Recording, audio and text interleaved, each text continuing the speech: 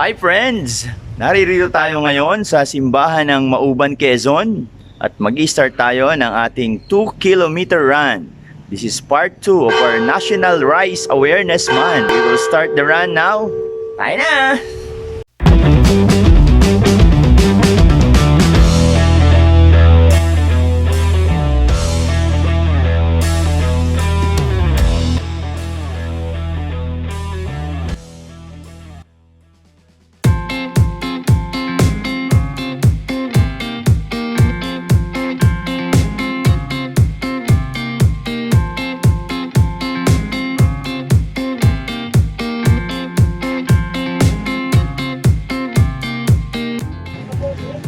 Ito, dito tayo sa Mauban Seawall. Konting pahinga lang. Tapos takbuli tayo.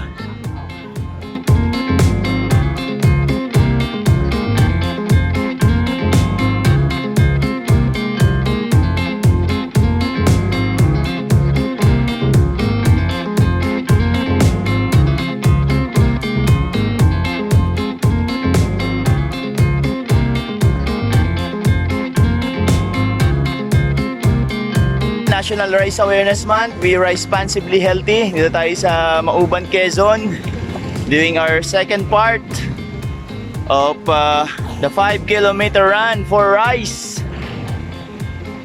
Start ulit tayo. Be responsibly healthy.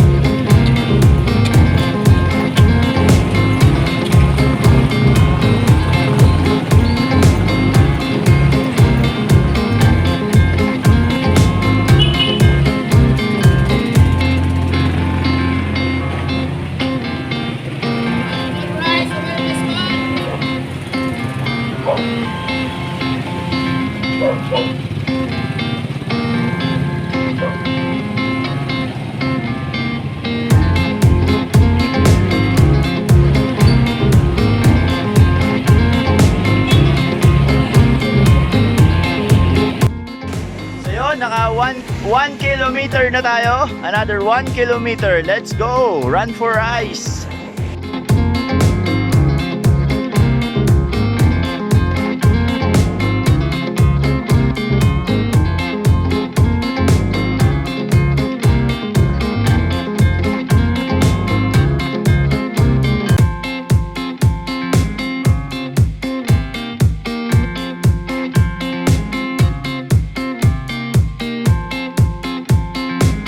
Let's offer this run sa ating mga rice farmers sa kanilang hirap sa pagtatanim ng palay, to harvest and to provide us food. Huwag takaw tingin, kumuha lang ng kanin na kayang ubusin.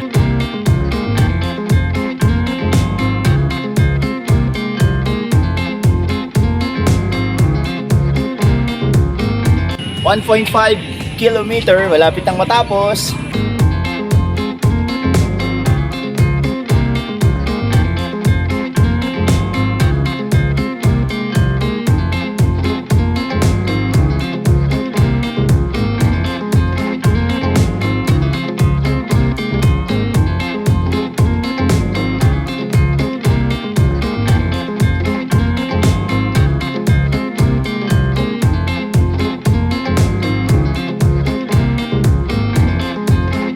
Naka 1.7 kilometer na tayo. Run for rice.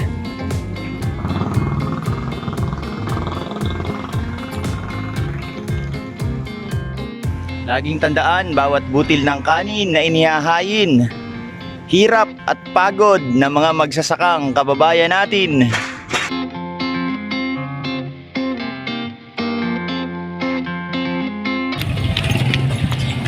So kilometer achieve. 20 seconds. This is the last kilometer. 13 minutes, 35 seconds. Heart rate 120 beats per minute. So na-achieve na natin yung 2-kilometer run for our second part of our rice Be Responsibly Healthy Run. So cool down tayo. Tapos na tayong tumakbo ng 2 kilometer. Ngayon naman, magsasaing na tayo. Ang isasayang natin ngayon ay hindi brown rice, kundi black rice. Yan. Ang black rice na to ay locally produced galing North Cotabato. This is black rice. Okay? Sige, saing na natin. So, kuha tayo ng 1 cup. Yan.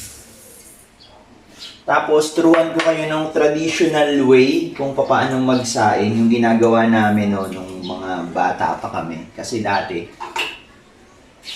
walang ganito. Hindi kami gumagamit ng measuring cup. Ginaganto lang namin. Nilulubog lang namin yung daliri namin. Yan. So, ito ay pinlat ko.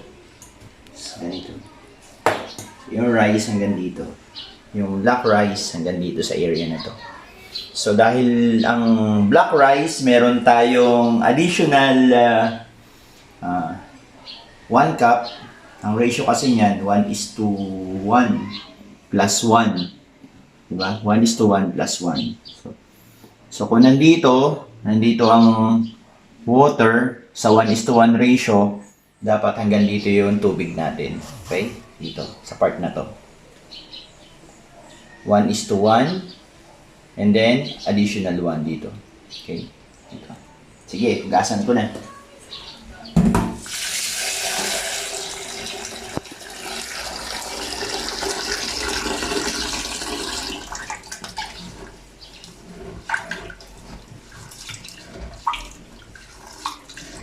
Ito yung black rice galing North Cotabato.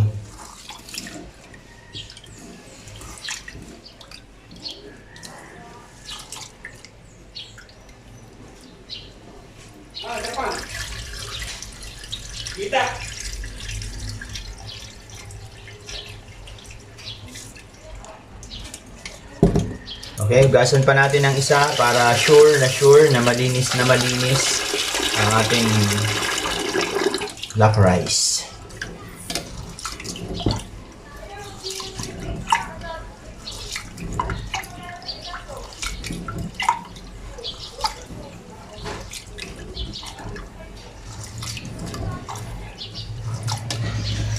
Okay.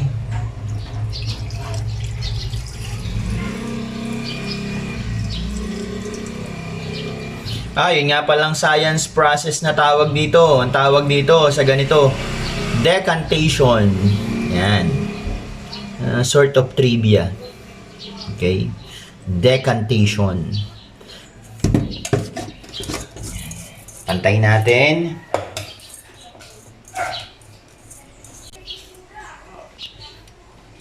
Lagyan natin ng tubig hanggang dito. Okay.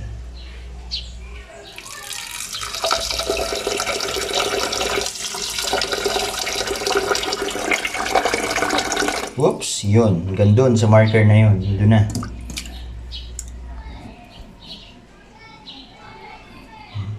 Okay. So, yun.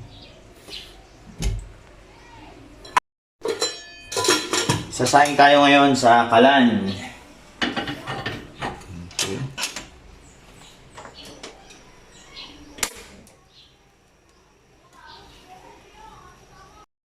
Okay. Kumukulo na yung ating black rice. Pag gantong kumukulo na, hinaan natin ang apoy. Okay? So, from high to low.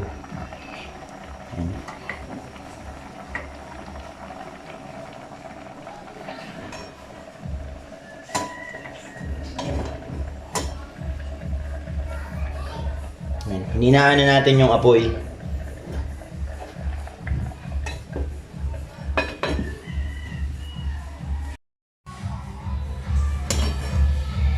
Yan.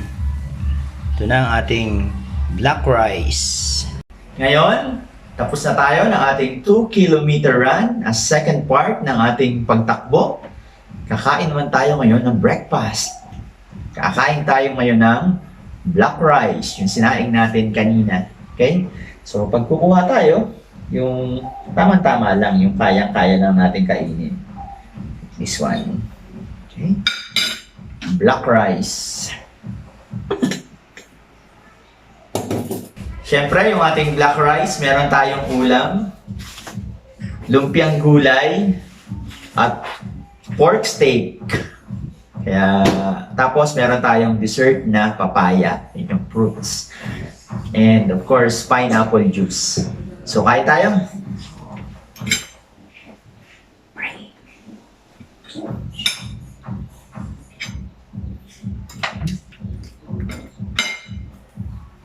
Alam nyo ba na itong black rice ay tinatawag dati na the forbidden rice?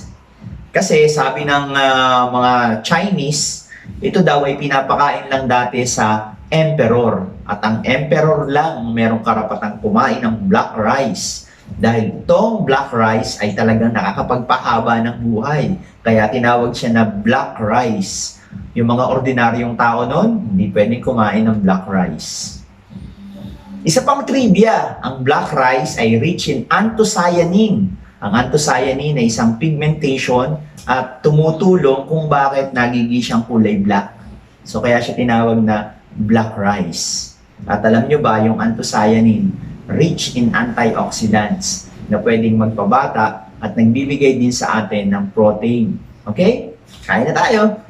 So sabi ko nga, dapat be responsible. Kaya yung kinuha kong black rice, tama-tama lang. At kakainin ko siya at uubusin ko. Okay?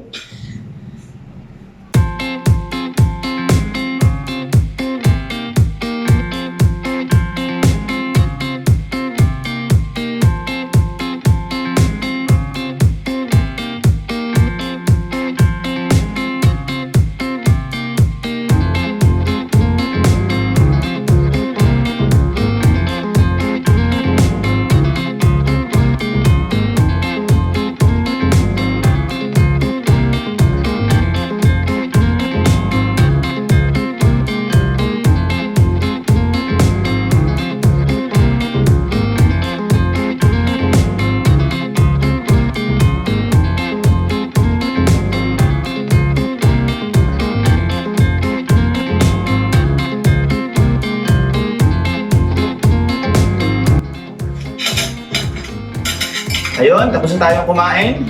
Ubus na yung ating black rice. So, see you on our next vlog. Bye-bye!